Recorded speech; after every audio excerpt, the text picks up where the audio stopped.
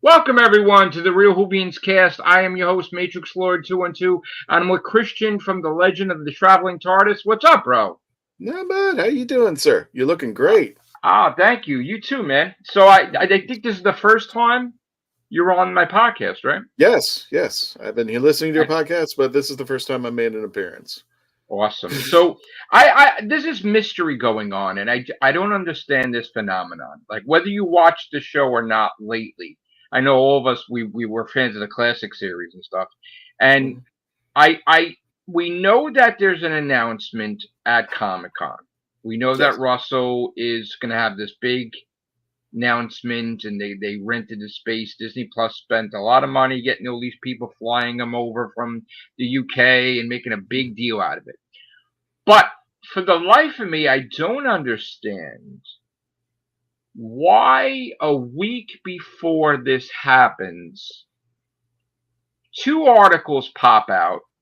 One from Doctor Who TV UK, another from Deadline, in a negative manner, talking about how Disney Plus is not happy with Doctor Who, it might be canceled, the show's in dire straits, they're in trouble with Disney Plus, they may lose the streaming service. And then every time something happens, so in other words, one article hits, then you get a whole flood of YouTubers doing videos. Then they're doing streams. Then you're doing people tweeting. Then you're doing people on Facebook. So it's like a chain reaction. And past 2 days, over 100 videos. I'm like, what is going on? Right now, They're podcasts I've what? never even heard of, and they're showing up on my Right? feed. Like I'm always I'm like, encouraging like wow. new. I'm always encouraging people to become a YouTuber, right, and do talk about Doctor Who. And I literally have not heard about half these people talking about Doctor Who. But it seems to me like it's like a copy and paste. Everybody repeats what the other one says, and then they add stuff. So to me, I like to think of it like an MCU villain, like Thanos. hmm Like there's a bad Whovian out there that's get everybody to do all these different things. And I just don't. Do they really believe that Disney Plus is going to spend all this money to announce that the show is not doing well and they're going to cancel it in front of thousands of people? Like, I don't understand this. What do you take from all this? I have no idea. It's like really. First of all, you want me to think like the mainstream media and all these social media platforms. Lewis Black has a great joke. He goes, "Don't think about it too long, or blood will shoot out your nose." I'm like, I Right. can't. Just like you're saying, I just like it makes absolutely no sense. Why is this happening? Why is this happening now? Why is Deadline involved? And I would kind of think that Deadline is kind of one of those reputables, but and even now, when you look at the Doctor Who podcasters, or at least people who talk about Doctor Who, which have exploded since ever Yeah. since this rumor came out, you have people on the one side who don't appreciate what's going on. You have people on the other side who do, and then you have people like me who are kind of down the middle. I'm kind Right. of swaying. I'm not too crazy about what's going on. I'm going to be full disclosure. I haven't even seen it yet, Right. and I have my reasons for not seeing it yet. No, I am not homophobic or whatever term that they want. First of all, anybody who wants to use those terms, I find those people shallow-minded. Unless you can come up with a rational reason, and even then, cut it with the insults. I mean, you either want my take or you don't.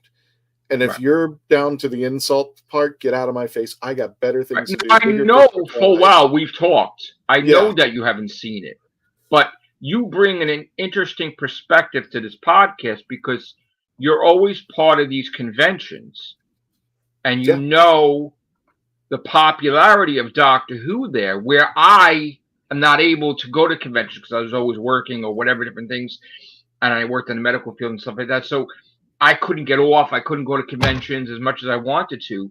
You have the unique perspective of seeing all the Whovians, seeing the positive and the negative. So, from your expert opinion, right? They're making all these videos saying that Doctor Who is dead. But if Doctor Who was dead, then people wouldn't be making money from Comic-Con. There wouldn't be actors going to Comic-Con. There wouldn't be fans going to Comic-Con. So what's your take on that? Here's the thing that I've been challenged on a few times, and I haven't been to that many conventions. I'm going to be having one in St. Augustine in September, which I think is going to help me. And I had to skip MegaCon this year for reasons you know about it. But I mean, I haven't really been to like a traditionally big convention, and this is where people challenge me. But I don't see where the dispute is. When I go through the conventions, especially one of the larger ones like Mega or Tampa Bay or all these guys, I'm looking at the merchandise. And I'm seeing what people are putting on their table, on their desk, especially the ones who come up with original art, to see what's going out there, because they're putting their money where they think the geekdom is. So if I'm at a Star Wars cruise, and I'm not going to be selling Doctor Who merchandise, I'm going to be selling Star Wars stuff. But which Star Wars stuff? Is it going to be, The Mandalorian? Is it going to be Ahsoka? Is it going to be the first three or the prequels or the trilogy? That's what I'm looking for when I go out there. It's not necessarily the greatest of barometers, and the other barometer I use is what are people cosplaying? Because they're taking time, their own money to put things together because they want to show off their geekdom to a bunch of people. It's not something that they, just go to the dollar store and put together overnight. A lot of these people are spending days, weeks, hundreds of dollars to put something together that they believe in. So those are the two things I use as a principle. I was one of those who wanted to look at the overnight ratings, but with streaming services, it's impossible. Yeah, I know. And it's not that I don't object to the overnights. I still think they have a say in somewhere. I just don't know where yet, because streaming services have changed the rules. It doesn't necessarily discount overnight. It just says these rules have changed now, and the way that things are going to happen. It's just like our service. If we were live overnight one night, but I'm sure there have been episodes that you put out there where it didn't do too well live, but then you come back the next day and it's like, there's like a couple hundred people. You can never tell what people are really interested in. I did a video about, I think, Friday the 13th years ago. And it had like, I don't know what the hell, 5,000, 10,000. And then I did a video about ghost hunters, and then people were interested, and it was like, wow. I did a video about the Orville. I think it had 20,000 views. And then I did a video about Moonraker. Mandela Effect has 41,000 views. So, like, you can never tell, and it could be the best podcast ever. And people might not even watch it for some whatever reason. You just cannot tell. So, the thing with the streaming service that I'm trying to tell everyone is it's always making them money. So in other words, like my friends did a podcast about Bluey, right? Bluey makes Disney Plus like $8.5 million a day, right? From the BBC. Now imagine BBC gets pissed off and they pull Bluey from Disney Plus. Disney Plus would lose hundreds of millions of dollars a year, right? So Doctor Who, all right, it's a streaming service. No one's going to be running home. If you're working, they released it at midnight in the UK. Here it's 7 o'clock. People coming home from work, they're going to miss it, right? Yeah. And even Russell said, if you want to watch the whole series and binge watch it in a month, go ahead. Meaning, you have the showrunner of Doctor Who telling you, hey, if you don't want to watch Doctor Who until a month or two from now, it's okay. That should tell you right there how they judge the ratings, because they're not judging the ratings on the overnights or the week or the month. And it's like a couple months later, all of a sudden, the stuff is rising, where the word of mouth is spread. It's settling into Disney Plus. And now Doctor Who is doing better, but none of these people are covering that, right? And Doctor Who's getting awards, and everybody's like, but they're not realizing that it doesn't stop. Like in August, in September, in October, people are going to be watching The Devil's Court and Space Babies and, all the episodes. So it's over time, not necessarily the day it comes. This is not like a motion picture movie where you need to see what the box office draw is the week it comes out, and it gets a sequel if it made back its money in the first 2 weeks. You know what I'm saying? So nobody really knows how to judge the streaming service, right? And they're judging it wrong because it's not a Disney Plus property. Russell went to Disney Plus. They picked a whole bunch of streaming services. They decided to go with Disney Plus because BBC is dying, and he got to deal with the BBC where he has complete control over Doctor Who. It's like he rents out. He pays the BBC money to use the Doctor, use the Tardis, use all the characters. He rents it out like a hot dog vendor cart, okay? And just like he pays the Daleks, the Terry Nation Estates, to use the Daleks, they're just taking the money because Doctor Who was about to be canceled. It was doing so bad. They accepted the deal. He brought his friends in with Bad Wolf, you know, and basically he helped them create that company. They made so much money. They made so many different shows over the years, and he got Bad Wolf Productions, boom, to help him do Doctor Who. Okay, so now he goes to Disney Plus because he wants Doctor Who to survive beyond BBC, right? He has the rights to it for so long now. He's going to have, you know, now occasionally they'll do stuff that he doesn't agree with because they can still do Doctor Who stuff. Like they do the stupid thing they did with that bounty hunter that everybody hated, that was going to die in 24 hours and she needed a doctor. And it's like, well, I forgot that even happened. Why would the Doctor save the greatest bounty hunter that ever lived, meaning killed millions of people? Like he would save, of course, but why? But why would you get busy with that? That has nothing to do with the 60th anniversary. Well, it was also this. It was just like, of all the things, now that you've moved on, this is going to be the first launch. Well, that was the BBC. That was the BBC doing this, and Russell's like, yeah, it's cool. And meanwhile, because he can't, that's the thing, they have a contract too, where they're not allowed to badmouth, you know, because even though he's not, like, with the BBC, they can never badmouth each other because then they won't get a retirement pension or whatever the hell it is. So they can have, even if he didn't agree with Chibnall or whatever, he can never say shit about it, even though it's his best friend. But now you go to Disney Plus, they have a deal, they made a deal. He does season 1, season 2 back to back, right? Mm-hmm. Now, these people have no idea about a contract, about a business, how to run a business, nothing. They're like, oh, it's going to be canceled. They have a whole series that they didn't even air yet. Disney Plus is not going to say cancellation because nobody does that. They're not going to take a whole season and not air it. They paid for it. Mm-hmm. So, like I said, if it was to be a decision made based on season 1 and 2, naturally, the decision will be made January 25th, 2026, because you have to, the Christmas special is part of that. So if the Christmas special following season 2 airs the 25th of December, you get a whole month of ratings afterwards. You could judge it then, and then you could make an announcement January 25th, 2026. But it's not about that because they gave the money to Russell to do the spinoff. His whole production company, that his friends that run it, Bad Wolf, they're filming. The whole team that films Doctor Who is filming the spinoff. And then when it's done in February, he's 6 episodes in of the 8 for season 3. So he's finishing up episode 6 of season 3 of Doctor Who. Now you would ask, well, why would anybody write a whole season of Doctor Who if they weren't going to get paid for it? If it wasn't going to be made? The answer is no matter what, it's going to be made. 100 million, billion, trillion, zillion %. He even came out and he says in the rare instance that Disney Plus suddenly canceled Doctor Who, he would get the money instantly from BBC and they would film it. Instantly.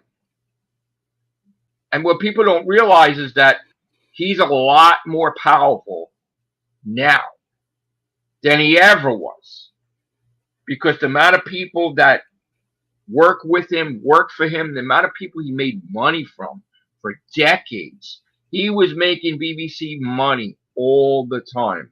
That's their golden boy. They are not ever going to go against him for a streaming service. And if they got canceled by Disney Plus, they go to Netflix tomorrow or Amazon Prime or HBO Max or whatever. It's just a streaming service. And people don't understand that. They're like, oh, Disney Plus, that one guy, he made one video and nobody else did, saying that they fired Russell T. Davis, Disney Plus. And I'm like, he can't fire it because it's not their show. Well, yeah, you're right about that. Even then, I think it's a Bad Wolf product, right? It's a Bad Wolf product of Sony. I can't even ascertain. It belongs to the BBC, but Doctor Who was owned by the BBC, but now he has complete control over Doctor Who 100%. Whereas the first time, he had 99%. And he never was told no until he wanted the woman to be the Doctor's mother in the end of time, and somebody came out of the woodwork from the BBC and said, you're not allowed to do that. And he was leaving anyway, but he was so pissed because no one ever tells him no. That when he came back, he's like, I have to have 100% no interference from the BBC. I will give you the money for the product. As long as I film it, I'm going to say, I'm going to have my own writers, my own team. I'm the showrunner. I'm this and that. And when I decide to step down as showrunner, it's still with us for more years to come. And I could still write the episodes and I'll just pick a showrunner. But he's like the Kevin Feige of Doctor Who, the Whoniverse. Well, there's a lot to unpack of what you said, so I don't know where to begin. I'm going to try my best to do things. First of all, not only he has more power, he's got more ego than he ever has before. Yeah. Oh, it's through the roof. And that's reflecting into the show, which is bothering me. Now, when he first came back, one of the things that was a big turnoff was that whole Davros wheelchair thing. Right. And when I first saw it, I was ecstatic because I thought he was going back in time to, we were going to see Davros without his life support chair, not wheelchair, right? Life support chair. And I said, oh, this is cool. We're going to have a prequel to see what led up to it. And eventually, and, Shudi's going to be involved somehow about how Davros, I'm like, this is awesome. And then I saw him do that documentary. I'm like, the hell are you talking about? Yeah. I've had friends. My dad was in a wheelchair for crying out loud. I walked more than him in 5 years than he did his whole life. You started to see that he's not the same Russell T. Davis that was. Well, I don't know. If what you're saying is correct about the BBC, maybe he does need somebody to go, okay, pull back a little bit. Well, Moffat needed that. Because when Moffat became showrunner, it was terrible compared to his best writing was under Russell T. Davis, because Russell T. Davis says, no, fix this, fix that. But when he became showrunner, nobody could tell him anything, and he didn't listen to anybody. And that's why we had problems with certain scripts. He oversold Doctor Who, meaning that he would say, oh, you're going to be excited. Remember every interview, we're going to be excited about this. You're going to love this. You're going to love this. By the way, remember that one year that the Master wasn't coming back. We swear to God. And everybody, every Whovian, including myself, said, no, the Master's coming back. You're bringing him back. Oh, no, we got Missy. I'm like, okay, whatever. Well, they also said that they lied, too. Like Russell and Moffat said that they lie. That's why they made it that the Doctor and River lie, because they want to protect they are the Doctor. The problem with them is they think they are the Doctor, as another comedian went. But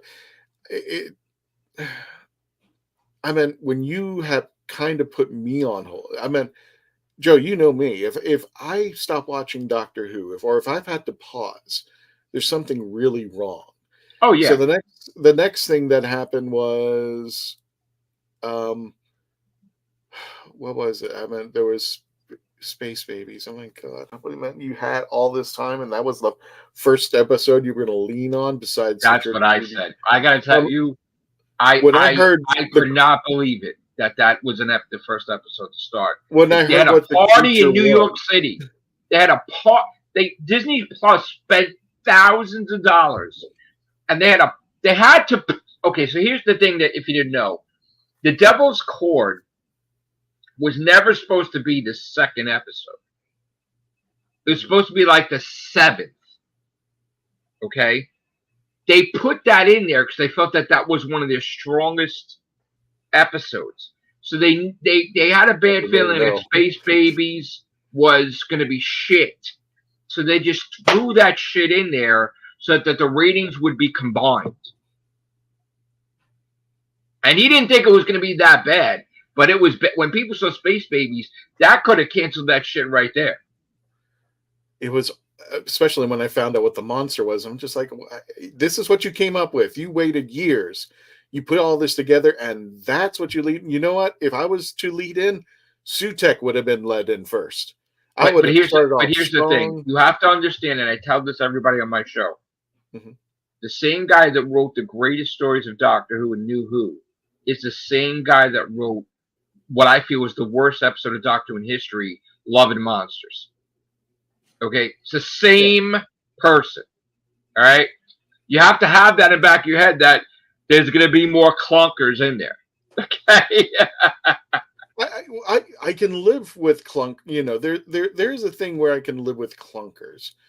And when we started back in 2005, I was just like, not every one of them is going to hit it out of the park. There are going to be some risks, like Love and Monsters, like Fear Her, where we're going to take some chances, and it just doesn't pan out. What my problem is RTD's direction for the show. And like I said, I mean, for those of you who want to throw those little words at me, piss off. I don't want to hear from you. No, that's it.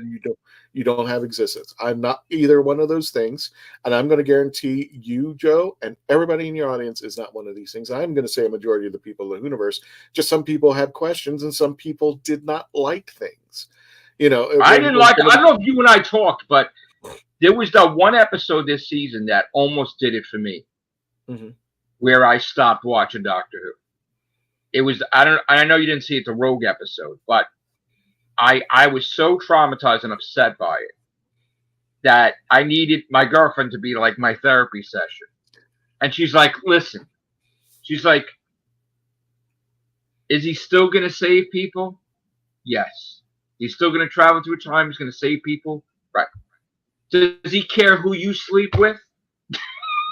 I said, he's a fictional character. She's like, but if he was a real person, would he give a shit who you sleep with? No. So why do you care who he sleeps with? Or if he had a romance of the same sex or whatever, it's just one episode. Like, who cares? You know? And of course, the argument is that Russell T. Davies said he didn't write it. It was the Loki writer that he actually fought with. If you remember, I don't know if you remember when Loki came out and he flipped out that they made Loki gay. And he said, this is bullshit. This is not how you are as a gay person or whatever. And he made a whole fucking stink against the writer of that episode saying it was rushed, it was forced, it was this, right? So it was all over the place. There was news about it. He felt bad afterwards because obviously now you're with Disney Plus, the same fucking company as Loki. So guess what he had to do? He had to fucking hire her to fucking bring her in because he fucked up. And then what does she do? She turns the fucking Dr. K into that same shit. Like Joe, she did with Loki. Here's my take on this completely. When I watch Doctor Who, it's my escapism. The world sucks balls. It does. And should be burnt down. But it's crazy. Just a brief moment, and this is for other shows like Star Trek The Next Generation, all these shows, for a brief moment, the Doctor goes in, kicks the ass of a bug-eyed monster, has a bit of a moral, saves the day, and then he says something witty, and then we just move on. That's it. That's the Doctor. That is Doctor Who stories. People are going like, it's about change. I said, it's not about change. It's about a guy in a blue box. Correct. Who saves people. That's the logistic. There is change that is happening. That's how it keep going. But the core did not change. I can tell you this right now. I've watched TV shows, cartoons. The last thing on my mind is who my lead character's banging this week. Right. And when I watch Doctor Who, I never go, I wonder if he's going to get in on the TARDIS with Rose or with River Song. And I was like, I don't care. And one of the things I really didn't appreciate was was it the Yasmin or whatever the heck they called it, the shipping of Yasmin yeah. and Turkey, that garbage. That was ridiculous. And I was like, so I guess River Song and Rose and Sarah Jane Right. and all these people didn't matter. Yeah, because fuck that. Yaz, who just Right. was in there for the equivalent of maybe 5 minutes. Okay, Right. fine. But I'll give Chibnall credit for one thing. He ended it the way it should have. Like, no, I can't be with you. Nothing happened. Nothing you had fucking ice cream on top of the TARDIS. That was it. Exactly. That was you got nothing. You got nothing. Well, the what I call the space god cannot be with anybody because he walks through eternity. And that's something you and I can't do. More humans, more aliens. It's something only the Doctor can do, and nobody. Well, he said, like the Doctor said, I walk in eternity in Pyramids of Mars. Yeah, exactly. And that's something that we can't do with him. We can only be part of the ride for a little bit, but eventually the roller coaster ends and we get off. Right. But he continues on that roller coaster for as long as you can't even tell Rose Tyler you love her. And it's like you whole fucking you burn up a sun to use the energy to say goodbye. And then all the other different things, but then all of a sudden, boom, you're more of a romance with the guy in Rogue than you've ever been with any fucking person you ever traveled with in fucking. It's ridiculous. I thought so. I don't care. I've never been a big fan of the romance thing. I don't care. I kind of liked it because at the beginning, the Doctor suffered from PTSD because he was trying to get his crap together. He just blew up his people. Correct. So he's going to suffer a little bit back. And when he can find what was it? The Empty Child, when the Doctor dances, when he finally gets it just this once, give it to me. We saw in Christopher Everybody Eccleston lives. The Doctor. Yeah, we saw in Christopher Eccleston that he was redeemed for just a moment. Even if it was just a small band of people, he redeemed himself for just a moment, or at least he felt redeemed. And that's what the Doctor is. He is the lonely traveler, the space god that I've called him. People fought me on that, and I said, okay, well, he walks through eternity. Who else does that? A god. Thank you. And plus, he never dies. He keeps regenerating. I always think the Time Lords are what they are. But it's, like I said, the direction he's taking it in is not the direction. Oh, the other one was, it's now a fantasy program versus sci-fi. And some people are okay with it. I'm not. I'm not either. Why are we shoving Harry Potter into Doctor Who? These are two separate stories. Things have to be made sense and debate it. And okay, this is why this happens. But no wave a magic wand and shit gets accomplished. Like love saves everything. But it's the thing is that I think it was Arthur C. Clarke who said, and I think Pertwee said it in an interview, there's no such thing as magic. Magic is science that you didn't explore yet. And that's what I loved about Doctor Who. As long as it fell on this, it was always another dimension or something you can't explain. And it's magic to you, but it makes sense to me. And there was always consequences. Like Adric died. That's it. You didn't save him. Okay? Shit goes down. People die.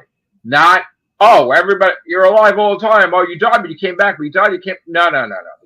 Like there has to be everybody. There has to be consequences. There has to be people dying. It's over. You can't do it. Because if you keep doing it that way, that's when people lose interest. Okay? Just like if I could use an example, past 10, 12 years when they made this whole thing where in the comic books the X-Men can never die. They just go right out of the whatever. Okay, well then it's boring. You're done. I don't need to read it anymore. Because there's no they always come back, and even the villains they just come in this pod and you grow in the water and it's okay, you got a new body, and then Professor X and all these fucking witches puts the consciousness and memories back into your body of your soul and make sure all your memories are together into a new body. No, then it's pointless, and then you're living for thousands of years and then it's boring. And I don't like that. So there's got to be consequence. The hero's got to have a thing where it could die eventually, and the Doctor can die, despite they've introduced stakes. There's got to be stakes against everything. That's why I didn't even like the only two times I closed I stopped watching Doctor Who was Orphan 55 for reasons. I'm sure everybody can fill in the blank. And Timeless Children. And only because I'll I tell said them this, I said, because I couldn't even rate it when we were rating Timeless Children. I said, I got to think about this some more because really Yeah. right now I'm emotional. If I say something, I'm going to rip Chibnall verbally new Oh, holes I into did. the body that he does not have. And first thing I said right off the bat, and I said, I think I know the answer. I can sum this up in one line. You basically told Bruce Wayne he's Kryptonian. You've Yeah. cheapened the character. You made it less than what he was. And one of the things that I think made sense to me was in Twice Upon a Time when the first Doctor's with Robotic Bill, and he's going like, I wonder why good wins, because evil should win. And he's having that conversation, and Bill says it just right out. Maybe it's just a bloke. That's it. There doesn't need to be any more. He's not the Doctor is the Doctor because of the choices he's made. He's not the Doctor because he's the chosen one. It's Right. because of those choices he has made. Which they That's made the that 50th now. anniversary. He's the reason behind the Time Lords and the regeneration energy, and he's more You of a made Time him Lord way god than right. it's ridiculous. And he can't die, so he can split in half like a sponge or a starfish. We know that the matrix of Gallifrey could be altered in the trial of the Time Lord when the Valyard did it to make that the Doctor committed an act of genocide to try to get his regeneration energy, right? So now, why can't it be altered again, the Matrix of Gallifrey? Somebody put some bullshit in there that's not true. It's a possibility, but to me, the Matrix is a living thing as well, because it can create its own worlds. You can interact with it. That's how the interface works, because you go inside the world of the Matrix, and the Matrix. And I keep on hearing about that, and I think Transformers right off the bat. Oh yeah, when Optimus Prime died, yeah, they're very similar. It's the Matrix is this core. Where is it, by the way? And here's another question: is the universe blown up or not? Is Gallifrey still around or not? What is Rassilon doing? So here's the thing. There was a thing called the Flux, and at the end of the Flux, they established that there's 2 planets left in the entire universe. So the Doctor could only travel to Earth or this other planet that Vinder was on, right? Right. And then they had the fucking what did they have? I think they had another episode. Was it the Daleks with the time loop or something? And then after that, Chibnall wiped the whole fucking thing. And at the start of the episode, I guess the Power of the Doctor, you thought that was the Timeless Child because they were after the Cybermen were after it, and it turned out to be some plant creature that they made. So then it was like, well, wait a minute, why is the universe there all of a sudden? Yep. You didn't explain anything.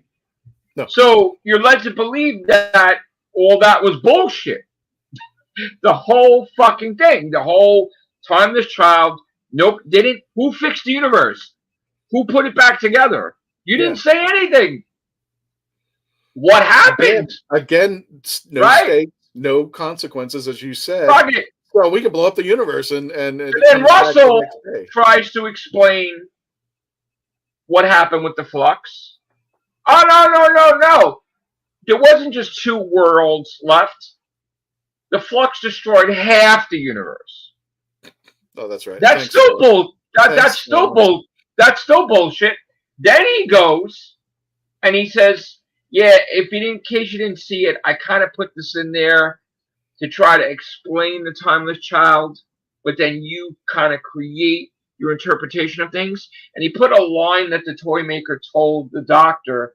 He's like, "Boy, I made a jigsaw of your history. Did you like it?" Meaning that the toy maker messed with the Doctor's timeline to create the whole Timeless Child thing, that maybe he split the Doctor and then put him on that fucking thing, and they're thinking, oh, the Doctor's from another universe. The Doctor was regenerated to a child, and boom, there you go. Why?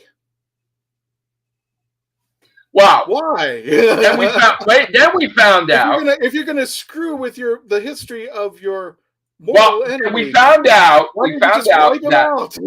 we did find out that before he took over, he said he reached out to two people. He reached out to Chibnall first. He said because he wanted Chibnall to finish The Timeless Child and clean it up, so that way he could really get into Doctor Who, and he didn't. Okay, his best friend, and then I reached out to Moffat to help out there. So because Chibnall was doing a play or did this, whatever, there was a thing where maybe he'll come back and he'll do something. But he didn't even fucking think this shit out. He was just like, just like the fugitive Doctor, no clue where placement she is in the Doctor's history. The only person that made a reference to what Doctor she was a convention that said she's the first Doctor. Chibnall said, I never said that because she wasn't the first Doctor. You know, she was separate from the Timeless Child, but you didn't know where the fuck she was. Root Doctor, the fugitive Doctor. You had no idea. She could be a future Doctor. Doctor lies. The Doctor could lie to himself or herself. So he wanted Chibnall to kind of fix it when Chibnall didn't come aboard. He put this line in there to appease everybody, but people missed it. People missed the line because they're too busy. Oh shit! David Tennant's fighting a toy maker. Oh shit! It was like, I got to run in a few minutes, Joe. But it was the same thing with Sutek. He's been in the spine of the TARDIS. Great. When the Time War was happening, and there were 13. Well, no. They explained. He explained. You got to pay attention. He said, "I was with the TARDIS for years, not decades." So, the first appearance of Susan Twist is the Wild Blue Yonder. So that is where time went wrong. That created Mavity. And she's right there when that happens. That's when Sutek first put his first avatar on each planet, on each thing.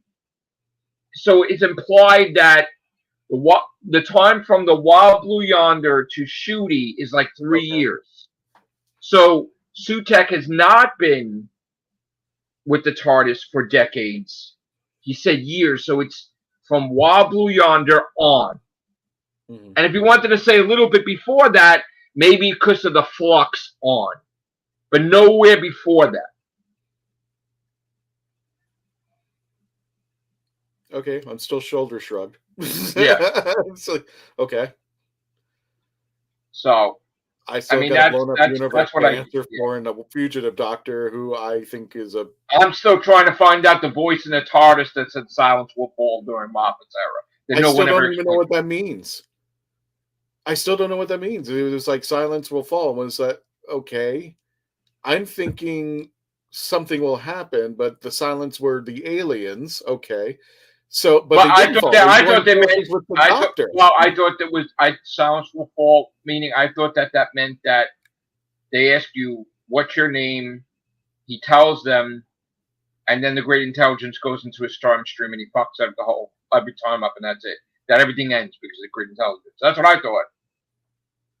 I that's your interpretation. I'm not saying you're right or wrong. No, I don't know. I mean, I'm just saying, like, that question, and nobody seems to be able. I said, well, what does it mean by silence or fall? Because I'm thinking, because nobody's supposed to know who he is.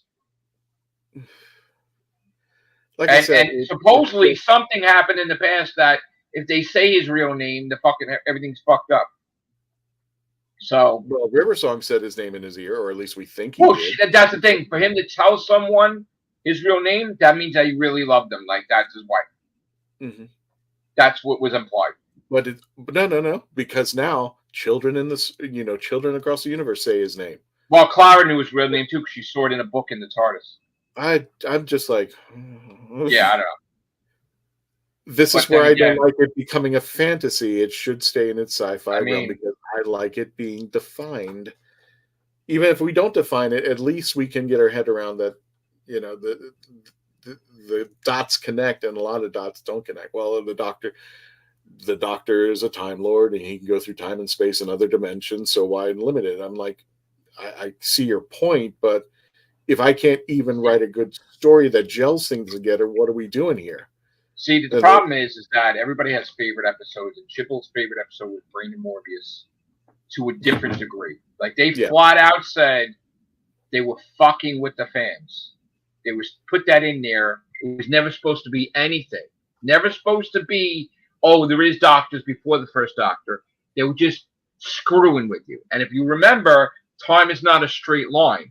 So if he's having a time duel with Morbius to see his incarnations, well, guess what? They're all future Doctors. Why? Because the Doctor encounters himself all the time. And then time erases a memory. It's in his subconscious. So if he's having a battle with Morbius and the subconscious remembers, hey, I just bumped into the 5th, 6th, 7th, 8th, 22nd, 37th, 52 Doctors, but only my subconscious remembers, you're going to see all these fucking people on the board. See, I saw a different interpretation of that. I saw those. Oh, what happened there? I don't know. My camera went unplugged. That's weird. Oh, okay. So I saw it as, because you know how like they have the multi-Doctor stories. Yeah. So you could say, beyond shadow of a doubt, the first Doctor met the second, the third, not the fourth, the fifth, the sixth, the seventh, I guess. Like he met the 12th. You know what I'm saying? So that's in his subconscious. Well, so when he gets to be the fourth Doctor, he has those memories in his subconscious of all those Doctors. Well, let me throw in my interpretation because I got a few minutes left. But I always thought that it was Morbius challenging the Doctor because he's only been around 4 lives, and all those were Morbius because Morbius is going, "How long have you lived? How long have you lived?" Meaning that I've been here forever. I've gotten through all 12 of my lives. I've been this long. You're just a little speck of 4 lives. I've gotten like 13 here. So I'm going to screw with you. And then what happened? The Doctor eventually died. He had to be rescued by the Sisterhood of Karn. Now, that's how my interpretation went because he was challenging the Doctor. You haven't really lived a life. I have. I've seen the beginning and the end of the unit. That was my interpretation because he says, "How long have you lived?" Meaning that he's pushing the Doctor, going like, you haven't really been around here much, but I have, and that's why you're going to lose this battle. My interpretation, though, that's the key thing. And but Chibnall got it wrong anyway, though. He just went off. Everybody got it wrong. I want somebody to look this up if they get a chance. There is a Big Finish audio called "Vengeance of Morbius," and that actually locks in that those are actually Morbius's lives. Okay. The only problem is, even though Russell T. Davies won't admit it, or Moffat, or anybody, they don't consider Big Finish canon at all. Even though they said they do. Even though they pull things out of it. Right. They don't count it as canon at all. It's only their work that's done on the screen is counted as canon. That's fair enough. Okay, fine. The only thing they consider canon from Big Finish is the 8th Doctor, because there's nothing with it. Then they're going to have a hell of a time because there's a lot of things in his stories that don't work with the TV show. I'll pull them out. That's what I was told, that the only thing you count is... No, I totally believe it, and I think... Because they contradicted Perry's stuff from just the box set alone. Like when they had the little thing that they filmed, right? And they contradicted Ace. They contradicted, like, how Ace left, and that's not the way it was in Big Finish, right? So like, there's all these different things that just. Well, actually, in the book at Childhood's End, which is actually written by Sophie Aldred, she actually does the first Doctor Who multiverse and explains all the Aces. The one that became a Time Lord, the one that was killed off. Though she explains all the Aces out there, and I thought that was a cool way of like merging them together. And she does kind of like a multiverse thing, but. Regardless, Joe, thank you so much. I appreciate it. Thank you, bro. It's been a pleasure. I hope we can do this again. Oh, sure. Please. Anytime. Check out The Legend of the Traveling Tardis. Thank you, guys. Take care. Bye for now. Bye.